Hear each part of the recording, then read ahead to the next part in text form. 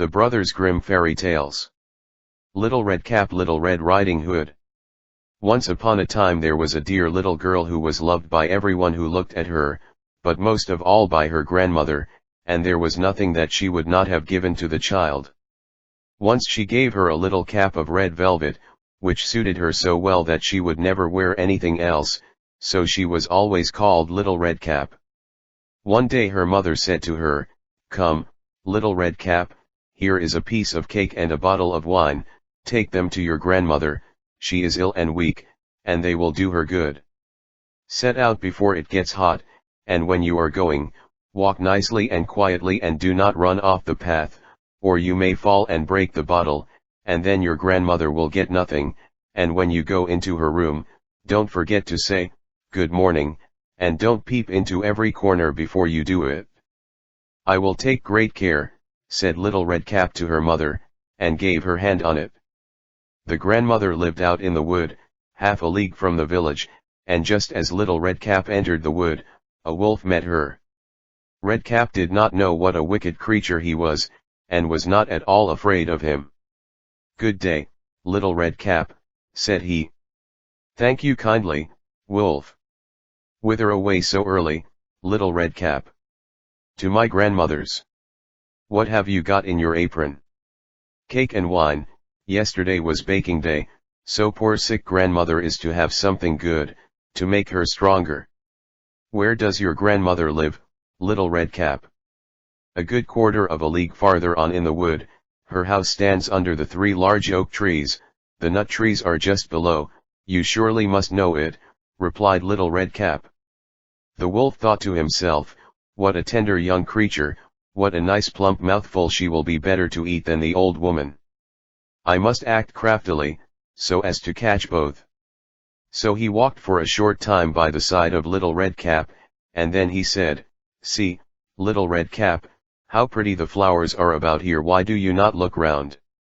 I believe, too, that you do not hear how sweetly the little birds are singing, you walk gravely along as if you were going to school, while everything else out here in the wood is merry." Little Red Cap raised her eyes, and when she saw the sunbeams dancing here and there through the trees, and pretty flowers growing everywhere, she thought, "Suppose I take grandmother a fresh nosegay, that would please her too. It is so early in the day that I shall still get there in good time," and so she ran from the path into the wood to look for flowers. And whenever she had picked one, she fancied that she saw a still prettier one farther on, and ran after it, and so got deeper and deeper into the wood. Meanwhile the wolf ran straight to the grandmother's house and knocked at the door. "Who is there?" "Little Red Cap," replied the wolf. "She is bringing cake and wine, open the door." "Lift the latch," called out the grandmother, "I am too weak, and cannot get up." The wolf lifted the latch, the door sprang open, and without saying a word he went straight to the grandmother's bed, and devoured her. Then he put on her clothes, dressed himself in her cap, laid himself in bed and drew the curtains. Little Red Cap, however, had been running about picking flowers, and when she had gathered so many that she could carry no more, she remembered her grandmother, and set out on the way to her. She was surprised to find the cottage door standing open, and when she went into the room, she had such a strange feeling that she said to herself, "Oh dear, how uneasy I feel today, and at other times I like being with grandmother so much." She called out, "Good morning," but received no answer, so she went to the bed and drew back the curtains. There lay her grandmother with her cap pulled far over her face, and looking very strange. "Oh, grandmother," she said, "what big ears you have." "The better to hear you with, my child," was the reply. "But, grandmother, what big eyes you have," she said. "The better to see you with, my dear." "But, grandmother, what large hands you have." "The better to hug you with." "Oh, but, grandmother, what a terrible big mouth you have." "The better to eat you with." And scarcely had the wolf said this, than with one bound he was out of bed and swallowed up Red Cap. When the wolf had appeased his appetite, he lay down again in the bed, fell asleep and began to snore very loud. The huntsman was just passing the house, and thought to himself, how the old woman is snoring. I must just see if she wants anything. So he went into the room, and when he came to the bed, he saw that the wolf was lying in it. "Do I find you here, you old sinner?" said he.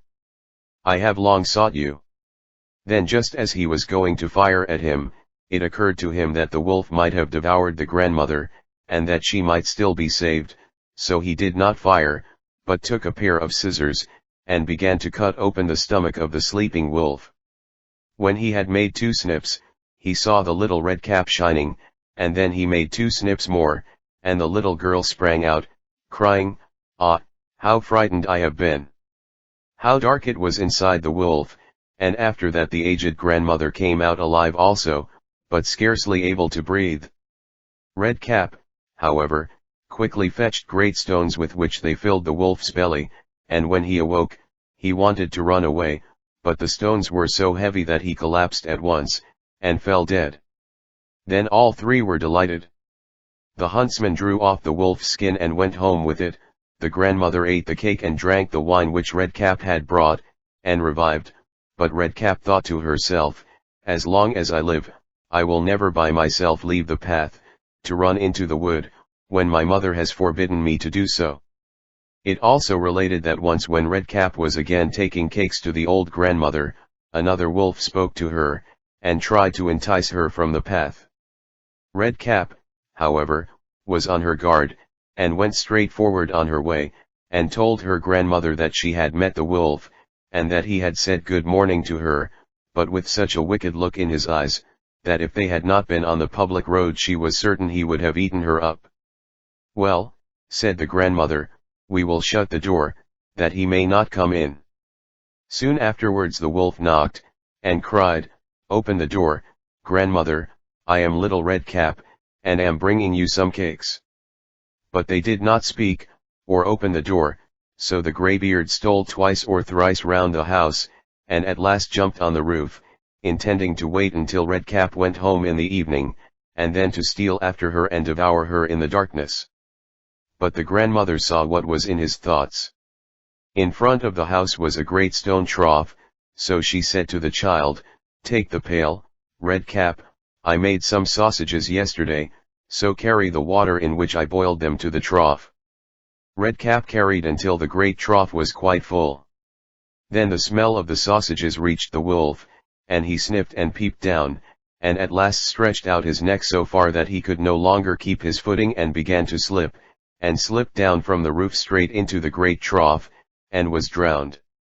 But Red Cap went joyously home, and no one ever did anything to harm her again.